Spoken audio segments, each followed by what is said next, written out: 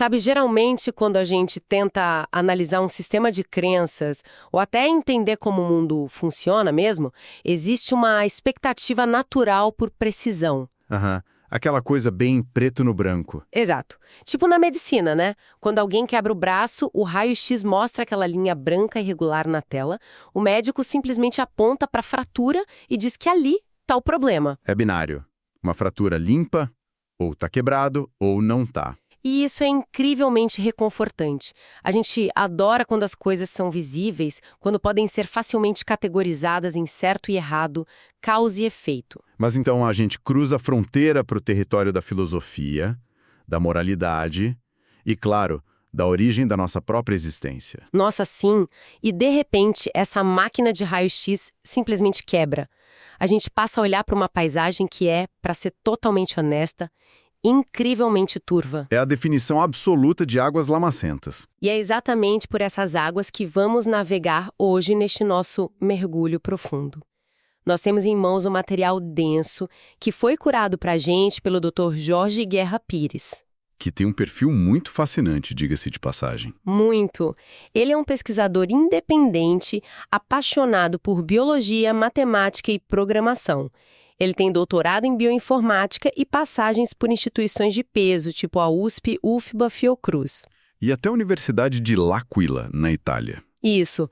Mas o que eu acho mais legal é como ele transformou toda essa experiência acadêmica, toda essa bagagem com raciocínio lógico e modelagem em livros. Ele faz uma transição muito interessante da lógica fria da ciência para explorar política, religião e ateísmo. Tudo para estimular o pensamento crítico livre.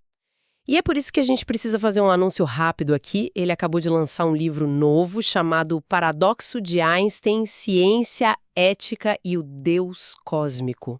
Que é o segundo livro da série Mente Ateísta, né? Exatamente. E tem uma dica muito boa do próprio autor para quem gosta de consumir esse tipo de conteúdo. O formato audiolivro já está disponível no Google Play e no Google Books. Audiolivros são excelentes para otimizar o tempo. Nossa, sim! Para o Jorge ouvir audiolivros foi uma revolução. Ele diz que permite ler vários livros por mês enquanto faz tarefas diárias, tipo cozinhar, lavar roupa. E o Google Play permite baixar o arquivo, então dá para ouvir offline durante uma caminhada. Perfeito. O livro impresso e digital também estão na Amazon, lembrando que a Amazon não exige mais o Kindle físico para leitura, você pode ler em qualquer lugar. Bom, e a missão de hoje conecta perfeitamente o tema desse livro do Jorge sobre ateísmo e ciência com o material principal que vamos dissecar. Sim, nós vamos analisar a transcrição de um debate extremamente intenso que aconteceu no canal do YouTube Dr. Death Show. O cenário desse debate é uma loucura. De um lado da mesa, uma mulher ateia chamada Casey. E do outro lado, 20 mulheres cristãs. 20. É uma panela de pressão filosófica real. Totalmente. E a regra de ouro, para quem nos ouve hoje, é ter total imparcialidade. A nossa missão aqui não é decidir quem ganhou o debate ou quem está certo e quem está errado. Exato. Nós vamos dissecar como duas visões de mundo diametralmente opostas constroem seus argumentos sobre moralidade, justiça e a origem do universo. Ok, vamos empacotar isso. E o melhor lugar para começar é justamente onde mais doem. O problema do sofrimento. Faz muito sentido, porque qualquer visão de mundo precisa explicar o mundo real. E a experiência humana inevitavelmente envolve a dor. O debate começa nesse ponto de tensão que é bem visceral. A Casey levanta uma premissa quase matemática, sabe? Aquele argumento clássico sobre as características de Deus. Isso. Ela argumenta que se existe um Deus que é ao mesmo tempo todo-poderoso, onisciente e perfeitamente bom, a simples existência do sofrimento é uma contradição lógica insuperável. Especialmente quando a gente fala do sofrimento de crianças inocentes e animais. Exato. Para ela, na visão ateísta, o sofrimento tem explicações puramente evolutivas. É biologia, não tem um propósito moral. E a resposta cristã aborda isso de um ângulo completamente diferente, né?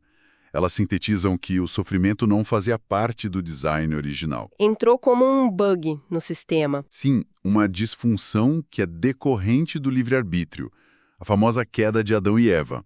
Mas elas vão além disso. O argumento é que o próprio Deus cristão não é alheio a esse sofrimento. Aham, ele teria encarnado e sofrido também. A fonte traz até detalhes médicos muito brutais sobre a crucificação. Flagelação, sistema nervoso exposto, asfixia na cruz. A ideia é que ele experimentou a dor física extrema para produzir esperança. Olha, eu entendo a força narrativa disso, mas é como um programador que cria uma inteligência artificial com livre-arbítrio, sabendo de antemão que ela pode causar um colapso em todo o sistema. É um risco embutido na liberdade, certo? Pois é, e a Casey, a ateia, no debate, diz muito claramente que preferiria 1000 vezes abrir mão do livre-arbítrio e ser um robô a ver atrocidades acontecendo todos os dias. É que aí a gente tem um choque de perspectiva sobre a linha do tempo. Como assim? Na visão da Casey, o horror imediato e o sofrimento humano no presente já destroem a premissa de um criador perfeito. A dor do agora é o que importa. Tá, e a visão cristã? Na visão cristã, baseada em textos como o livro de Jó, a justiça divina opera em um escopo de tempo e de sabedoria que a mente humana simplesmente não consegue processar. O livre-arbítrio prova que a justiça tem um plano maior. Mas se o sofrimento finito, aqui na Terra, já gera todo esse impasse gigante, imagina o que acontece quando a discussão se move para a eternidade. As apostas ficam infinitamente mais altas. Isso nos leva ao conceito de inferno. A Casey considera um inferno uma ideia completamente ilógica e imoral. Porque quebra a ideia de proporcionalidade. Exatamente. O argumento dela é muito prático. Como é que crimes finitos cometidos na Terra, mesmo que afetem gerações, podem justificar um tempo infinito de tortura? É como dar prisão perpétua para um crime menor na visão dela. Sim. Ela questiona como um criador moral pode criar seres humanos já sabendo de antemão que eles vão sofrer para sempre. E a defesa cristã para isso, no debate, vem de uma ex-promotora de justiça, o que é bem interessante. Ah, sim, a analogia jurídica. Isso. Ela usa a proporcionalidade do nosso sistema legal. Se você comete um crime contra uma pessoa comum, na rua, a pena é uma. Mas se você comete o mesmo crime contra um juiz dentro do tribunal, a pena é muito maior. Porque o alvo muda o peso da ação. Exato. O crime contra o juiz tem um peso maior pelo que a figura dele representa para a lei. Então o argumento teológico é que pecar contra um Deus, que é eterno e infinito, exige uma punição eterna. A lógica interna faz sentido, mas lendo as fontes eu fiquei realmente surpresa com um detalhe. Nem todos os cristãos concordam sobre essa visão tradicional do inferno de fogo e enxofre. Longe disso. Aquele momento do debate foi uma surpresa até para Casey. Algumas debatedoras apresentaram a visão do aniquilacionismo, né? A segunda morte. Onde a alma que rejeita Deus simplesmente deixa de existir. O argumento delas é que o tormento consciente e eterno não é bíblico para os humanos. Seria só para os anjos caídos. Isso.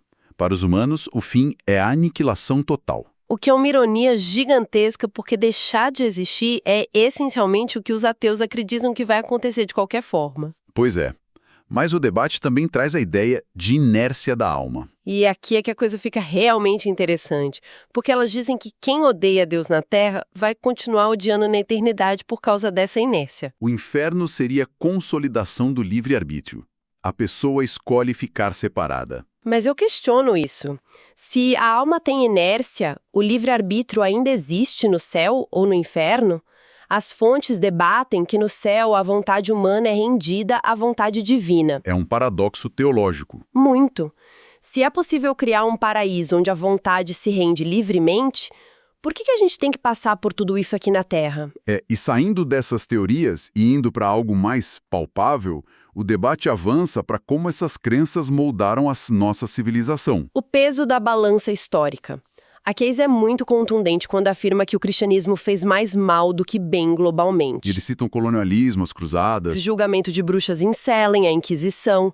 Uma lista pesada? Mas a defesa institucional cristã contrapõe isso com muita força. Elas argumentam que instituições de caridade, hospitais e orfanatos são invenções fundamentadas na ética cristã. Naquela ideia de valor universal do ser humano, né? Exato. Elas até citam historiadores seculares como o Bart Ehrman para mostrar que antes do cristianismo, no Império Greco-Romano, bebês eram descartados no lixo e práticas brutais eram comuns. Mas aí a Casey levanta a questão do patriarcado, que eu achei um ponto excelente. Ela argumenta que o cristianismo é inerentemente patriarcal, traduções da Bíblia voltadas para o masculino, sacerdócio só de homens por séculos. E a resposta das debatedoras é que o mundo já era patriarcal muito antes da Bíblia. E elas defendem que Jesus foi, na verdade, incrivelmente progressista para a época. Sim, o argumento é que as mulheres foram as primeiras testemunhas da ressurreição, numa época em que o testemunho feminino não valia nada nos tribunais. O que é fascinante aqui é como o debate esbarra o tempo todo na falácia do nenhum escocês verdadeiro. O No True Scotsman. Exato. Toda vez que a Casey aponta para a Inquisição ou as Cruzadas, alguém diz, mas esses não eram cristãos de verdade. Mas eu pressiono isso. É possível separar a filosofia original de Jesus da organização política enorme que a religião se tornou ao longo de 2000 anos? É muito difícil separar a teoria da aplicação prática que as pessoas fazem dela. Com certeza. Mas, para encerrar os argumentos, a gente precisa voltar os relógios para o instante zero. O T igual a zero. Cosmologia. De onde tudo isso veio. A Casey expõe um argumento muito direto sobre a origem. Ela diz que a existência do mundo natural, por mais complexo que seja, não implica num criador. E que apontar para o que a gente ainda não sabe, chamar de Deus, é a clássica falácia do Deus das lacunas. Onde a ignorância científica vira evidência divina. 1000 anos atrás não entendíamos os raios, então era Zeus. Hoje a gente não entende antes do Big Bang, então é Deus. Só que a defesa teísta responde com a ideia do ajuste fino e da lógica clássica de causa e efeito. O fato de que a complexidade do universo exige algo necessário e não só um acaso, certo? Sim, elas argumentam que tudo no reino 3D que a gente observa possui um designer, um começo. E como Deus está fora do espaço e do tempo, ele não necessita de um criador. E é aí que a Casey traz um conceito de mecânica quântica que quebra essa lógica.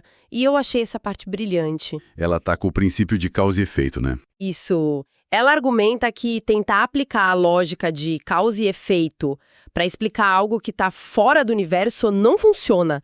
Porque mesmo aqui dentro, na física quântica, essa lógica já se quebra. No nível subatômico, as coisas se tornam apenas leis probabilísticas.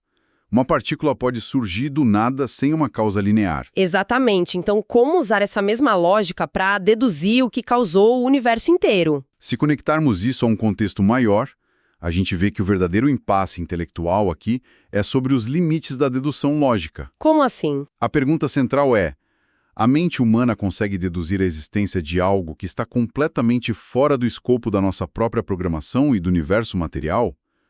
As cristãs acham que a lógica aponta para fora, a ateia acha que a lógica só serve para dentro. Uau! Bom, nós fizemos uma jornada e canto hoje.